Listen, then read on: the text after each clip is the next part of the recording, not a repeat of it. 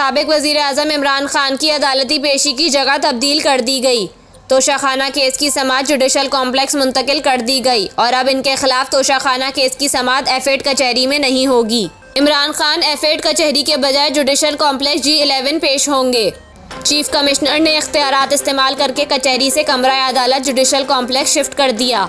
Notification के मुताबिक court number 1 judicial complex में इमरान खान के खिलाफ तोशाखाना केस की समाअत होगी। नोटिफिकेशन में कहा गया है कि सिर्फ एक मरतबा के लिए केस की समाअत की जगह मुंतकिल की गई है।